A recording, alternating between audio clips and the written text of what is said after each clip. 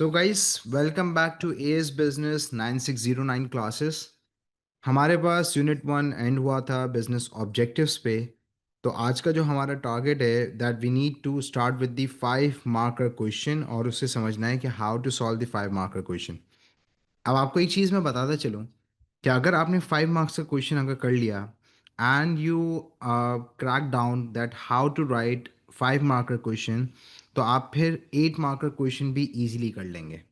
क्यों कर लेंगे वो मैं आपको बताऊंगा। तो पहले तो हम ज़रा इसको समझते हैं, पैटर्न को समझते हैं, फिर एक आध क्वेश्चन मैं आपको समझाऊंगा, करवाऊंगा क्लास के अंदर। Then I am going to assign you a task as well. तो आज की क्लास हमारे पास जो है वो 5 मार्कर के ऊपर पूरी कमांड आ जाएगी हमारे पास कि that how to solve 5 marker question effectively. अब यहाँ पे जो सबसे पहली इंपॉर्टेंट चीज़ है that you need to understand is assessment objectives. अब जो असेसमेंट ऑब्जेक्टिव्स का हमारे पास गेम है वो ये है कि ये वो सारी चीजें हैं जो कि एक पर्टिकुलर एग्जामिनर आंसर के अंदर ऑफ अ कैंडिडेट देखना चाहता है। अब as we are done with the 2 and 3 marker question, मैं पूरे कराची के अंदर जहां जहां पढ़ाता हूँ वहां पे 2 और 3 मार्कर क्वेश्चन एएस लेवल में करवा चुका हूँ, मल्टीपल क्वेश्चंस करवा चुका हूँ। तो आज का जो टारगेट है वो 5 मार्कर क्वेश्चन है। अब यहाँ पे आपके पास अगर मैं 5 मार्कर को ब्रेक डाउन करता हूँ कि 5 मार्कर क्वेश्चन के अंदर how to write the 5 marker question and what the examiner expects from the candidate. तो 5 मार्कर के अंदर आपके पास मार्क्स की डिवीजन कुछ ऐसे है। नॉलेज के आपके पास 1 मार्क है, एप्लीकेशन के आपके पास 2 मार्क्स हैं, और एनालिसिस के आपके पास 2 मार्क्स हैं। So this is how the examiner award you the marks for the 5 marker.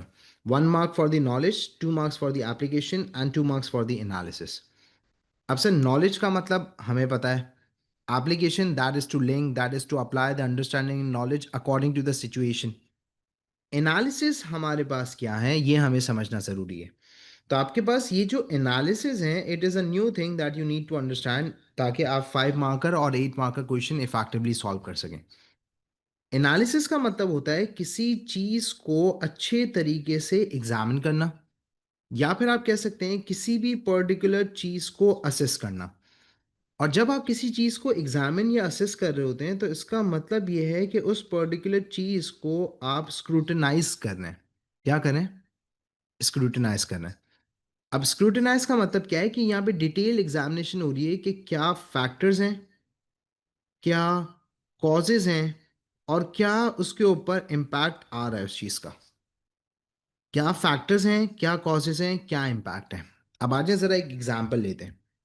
Example हमारे पास है कि लेट्स सपोज हमारे पास for example there is a situation कि हमें यहाँ पे एनालाइज करना है the impact of training to the workers on their business.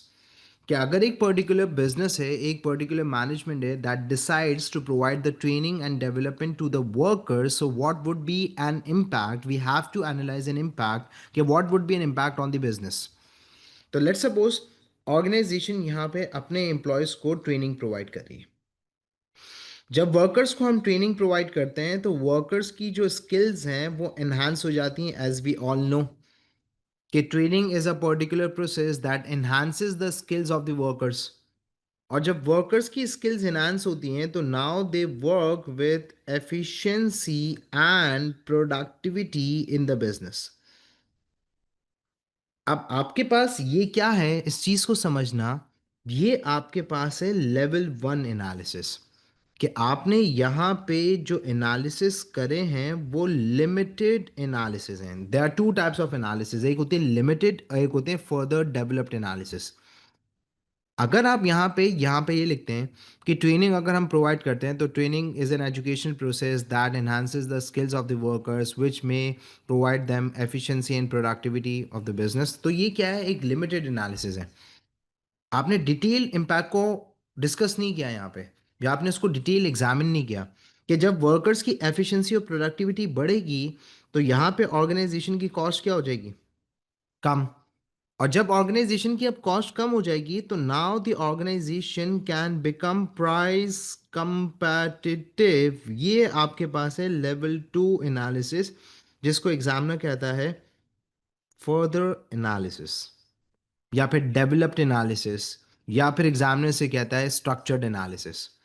तो आपको जो 5 मार्कर क्वेश्चन है उसके अंदर आपको लेवल 2 एनालिसिस करने हैं। अगर आपने लेवल 1 एनालिसिस करे तो examiner is not going to award you the full marks, that is 5 out of 5। तो क्या सर 5 आउट ऑफ 5 आते हैं? यस आते हैं। समझना ये ज़रूरी है कि आप लेवल 1 एनालिसिस करें या लेवल 2। अगर if you are successfully solving और if you are writing level 2 analysis, तो देर इज़ अ चांस कि 100% गारंटीड है कि आपके 5 मार्कर आ जाएंगे। तो सर थोड़ा सा ये मिक्स नहीं हो रहा कि जो 3 मार्कर क्वेश्चन था उसका कमांड वर्ड होता था एक्सप्लेन, और आप यहां पे कह रहे हैं कि 5 मार्कर के अंदर आपके पास आता है एनालाइज। तो एक्सप्लेन में और एनालिसिस के बीच में फर्क है, याद रखना हमारे पास। We have a clear difference between explanation and analysis. अब से एक्सप्लेनेशन और एनालिसिस के बीच में फर्क क्या है? अगर मैं कहता हूं कि इम्पैक्ट बताओ, अगर एक बिजनेस को अगर इकोनॉमीज ऑफ स्केल अचीव होती हैं तो उसका क्या इम्पैक्ट होगा। अगर मैं कह रहा हूँ explain one impact of economies of scale on the business, तो अब मैं एक्सप्लेन करूंगा तो उसका मतलब क्या है कि simple economies of scale achieve होती हैं और बिजनेस की जो कॉस्ट है वो क्या हो जाती है, कम। अगर मैं अब इसको एनालाइज करूं तो इकोनॉमीज ऑफ स्केल अचीव होती है, बिजनेस की कॉस्ट कम होती है। क्यों कम होती है? एग्जांपल दी, बल्क बाइंग कर रहे हैं, परचेजिंग कर रहे हैं, सप्लायर डिस्काउंट दे रहा है, इसकी वजह से कॉस्ट कम हो रही है और बिजनेस पे प्राइसेस को रिड्यूस करके प्रॉफिट मार्जिन को बढ़ा सकता है। ये एनालाइज। तो एनालाइज का मतलब क्या है कि यहाँ पे डिटेल स्क्रूटनाइज कर रहे हो या फिर एग्जामिनेशन के अंदर इन्वॉल्व हो, detailed. That is the difference between the explanation and the analysis. Now, guys, this is the question that we have, and it's of recent year, that is known as May June 2024 paper 1-1. Analyze one impact on the workforce of effective communication of business objectives. Question देखिए हमारे पास क्या है। अब यहाँ पे आपके पास clear understanding and knowledge होनी चाहिए कि एग्जाम में पूछ क्या रहा है। नॉलेज क्यों इंपॉर्टेंट है? अगर आपको नहीं पता बिजनेस ऑब्जेक्टिव्स क्या हैं, आप इस सवाल को अटेम्प्ट नहीं कर सकते। आपको ये नहीं पता कि वर्कफोर्स के साथ इफेक्टिवली क्यों बिजनेस ऑब्जेक्टिव्स कम्युनिकेट किए जाते हैं, आप फेल हो जाएंगे, क्योंकि आप उस चीज को एनालाइज ही नहीं कर सकते। क्वेश्चन यहाँ पे ये नहीं है कि व्हाई इट इज इंपॉर्टेंट और analyse the importance of setting the business objective. सवाल ये है कि जो बिजनेस ऑब्जेक्टिव है उसको इफेक्टिवली कम्युनिकेट करना विद द वर्कफोर्स क्यों इंपॉर्टेंट है। तो you have to analyse the impact of that thing. Analyse one impact. तो अब यहाँ पे अगर इस सवाल को मैं यहाँ पे कॉपी डाउन करता हूँ और सवाल को मैं लिखता हूँ, analyse one impact of effective communication of business objectives with workforce 5 months। तो सर सवाल हमारे पास यहाँ पे ये, अब ये सवाल है हमारे पास, कमांड वर्ड आपके पास है analyse one impact of effective communication of business objective. अब यहाँ पे आपको नॉलेज के मार्क्स किस चीज़ के मिलेंगे? बच्चा यहाँ पे क्या करेगा? बच्चा यहाँ पे काम ये करेगा, वो यहाँ पे बिजनेस ऑब्जेक्टिव को डिफाइन करेगा। कर दो, मसला नहीं है, मसला नहीं है। नॉलेज आपके पास क्या है? नॉलेज है आपकी आइडेंटिफाई करना the impact. The examiner is going to award you the marks कि वो नॉलेज को असेस कर रहा है। क्या बच्चे के पास नॉलेज है कि effective communication of business objective का क्या इम्पैक्ट आता है? क्या उसके पास ये नॉलेज है? तो अगर आपने यहाँ पे इम्पैक्ट को आइडेंटिफाई कर दिया तो यहाँ पे आपको नॉलेज के मार्क्स मिल जाएंगे। फिर सेकंड आपके पास एप्लीकेशन है जो कि आपको करनी है। तो एप्लीकेशन का मतलब है कि आप यहाँ पे कोई पर्टिकुलर सिचुएशन डेवलप करें। अब सर सिचुएशन क्या हो सकती है? जैसे लेट सपोज अगर मैं इम्पैक्ट को आइडेंटिफाई करता हूँ तो इम्पैक्ट को आप आइडेंटिफाई कर लें कि भाई it is going to provide a sense of target to the workers. कि जब मैं बिजनेस ऑब्जेक्टिव सेट करके वर्कर्स के साथ इफेक्टिवली कम्युनिकेट करूंगा तो वर्कर्स के पास एक डायरेक्शन होगा, वर्कर्स के पास एक टारगेट होगा कि in this particular direction we need to work. Application का मतलब है यहाँ पे सिचुएशन। अब सिचुएशन कोई भी, कि लेट्स सपोज सेल्स डिपार्टमेंट है, उसने यहाँ पे 10% इंक्रीज करनी है सेल्स। ये एक सिचुएशन हम डेवलप करते हैं कि मार्केटिंग डिपार्टमेंट, सेल्स डिपार्टमेंट है, उसने अपने एक ऑब्जेक्टिव सेट किया। अब जब मैं एनालाइज कर रहा हूँ उसको, तो एनालाइज इस तरीके से करूँगा कि जब वर्कर्स को टारगेट मिलेगा तो वर्कर्स के पास क्लैरिटी होगी, और वर्कर्स के पास एक पर्टिकुलर विजन होगा जिससे वो यहाँ पे मोटिवेट होंगे। और जब मोटिवेट होंगे तो उनकी जो परफॉर्मेंस है इन टर्म्स ऑफ एफिशिएंसी वो बढ़ेगी, प्रोडक्टिविटी बढ़ेगी। और जब एफिशिएंसी, प्रोडक्टिविटी, परफॉर्मेंस इंप्रूव होगी तो यहाँ पे इफ़ेक्टिवली हम अपने ऑब्जेक्टिव को अचीव कर लेंगे। तो ये आपके पास फिर लेवल 2 एनालिसिस है कि how it would be a benefit to the business. अगर एक मैनेजमेंट इफेक्टिवली कम्युनिकेट करती है business objective with the workers, so how it would be a benefit to the business. अब ये पॉइंट्स हमने डेवलप कर लिए हैं, आ जाओ let's solve this particular question. मैं आपके सामने पूरा आंसर सॉल्व करता हूं। आ जाए, स्टार्ट करते हैं। सबसे पहले जो नॉलेज है वो क्या है हमारे पास? Knowledge is to identify the impact. Effective communication of business objective will provide a sense of direction or target to the workers. Number one. अब ये मैंने यहाँ पे इम्पैक्ट को आइडेंटिफाई कर लिया कि effective communication of the business objective will provide a sense of direction and target to the workers. कैसे? फॉर एग्जाम्पल, ये मैं एप्लीकेशन कर रहा हूं।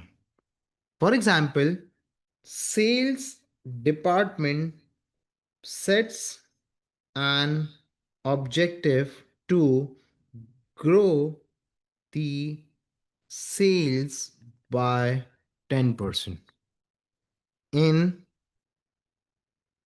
upcoming year। अब एग्जाम्पल सिचुएशन डेवलप कर रहे हैं कि सेल्स डिपार्टमेंट है, प्रोडक्शन डिपार्टमेंट है, मार्केटिंग डिपार्टमेंट है, what ever the department is. तो उनके अंदर एम्प्लॉयज होते हैं, हमने पढ़ा था। तब ये जो सेल्स डिपार्टमेंट है, उसने यहाँ पे 10% अपकमिंग ईयर के अंदर अपना ऑब्जेक्टिव सेट किया है कि उन्हें 10% से सेल्स क्या करनी, इंक्रीज करनी। अब जब 10% से उन्हें सेल्स इंक्रीज करनी है तो उन्होंने ऑब्जेक्टिव सेट कर लिया in upcoming year, and it will be communicated with sales employee, which will convert it into a individual target to achieve। जब यहाँ पे सेल्स डिपार्टमेंट ने अपना ऑब्जेक्टिव सेट किया है, तो अब वो जो सेल्स डिपार्टमेंट के एम्प्लॉयज होंगे वो उस पर्टिकुलर ऑब्जेक्टिव को इंडिविजुअल टारगेट के अंदर सेट करेंगे कि वो कैसे इस particular achievement of the objective के अंदर कंट्रीब्यूट कर सकते हैं। और जब ये इंडिविजुअल टारगेट के अंदर वो उसको ब्रेक डाउन करेंगे, तो now they are going to strategise, और उनको पता भी चल जाएगा कि ऑब्जेक्टिव अब सेट हो गया है, डिवाइड हो गया है, तो अब उनकी परफॉर्मेंस मेजर की जाएगी, which will be measured and compared for the performance appraisal। जब सबको बता दिया जाएगा कि ये आपका ऑब्जेक्टिव है, तो अब उनकी परफॉर्मेंस अप्रेजल, जब उनकी इवैल्यूएशन की जाएगी परफॉर्मेंस की, कि आपके इतना कंट्रीब्यूट करना था, आपको इतनी सेल्स करनी थी, आपको इतने नंबर ऑफ कस्टमर्स को टारगेट करना था, तो अब इनके पास एक टारगेट होगा और ये उसके लिए काम भी करेंगे, क्योंकि उनकी जो इंक्रीमेंट है, उनकी जो पर्टिकुलर बोनसेस हैं या जो डिफरेंट रिवॉर्ड्स हैं वो उसके ऊपर बेस करते हैं। And it may lead to अब ये हम एनालाइज करने जा रहे हैं, स्टार्ट कर दिया हमने एनालिसिस, स्टार्ट तो कर दिए थे, अब इट में लीड टू। अब ये जो लीड टू है, it is a particular connecting word that can be use, कि आप बता रहे हैं कि ये हो रहा है तो ये हो रहा है, एनालाइज करने, चेन ऑफ एनालिसिस के लिए ये यूज होते हैं। And it may lead to higher motivation and improve performance of employees, which will further lead to effective achievement of overall business objectives. This is the whole answer कि हमने knowledge, application situation, फिर analysis. Is it clear, guys? So guys this is the question. इसके बाद एक question है हमारे पास यहाँ पे, ये देखें, I am sharing a file, ये फाइल आपके ग्रुप्स पे भी है, टॉपिकल क्वेश्चंस आप लोगों को प्रोवाइड कर दिए गए हैं। इसके अंदर टॉपिकल क्वेश्चंस हैं रीसेंट हमारे पास ईयर 23 ऑनवर्ड्स, ठीक है, जब से examiner made the changes. Again ये एक 5 मार्कर क्वेश्चन है। Analyse one way a business might feel as a consequence of lack of finance. अब देखें, आप सवाल थोड़ा सा टेक्निकल है, I do understand the technicality and the difficulty level, कि एक वे बताएं अब business might fail as a lack of finance. अब मैं अगर इसको देखूं तो lack of finance usually it's a problem of startup, and startups usually fail because of the lack of finance. तो इम्पैक्ट ये है कि lack of finance is one of the cause जिसकी वजह से फेल होता है। तो आपके पास स्टार्टअप की तो आप पूरी की पूरी एप्लीकेशन कर देते हैं कि स्टार्टअप बिजनेस कैसे फेल हो सकता है लैक ऑफ फाइनेंस की वजह से। अब यहां पे स्टार्टअप बिजनेस को लैक ऑफ फाइनेंस क्यों होता है? रीजन कि बिजनेस नया है, तो बिजनेस की कस्टमर बेस डेवलप नहीं होती, they can not generate that much amount of revenue, और एक्सपेंसेस हैं which may lead to the cash flow problem and the business eventually fails. This is the case.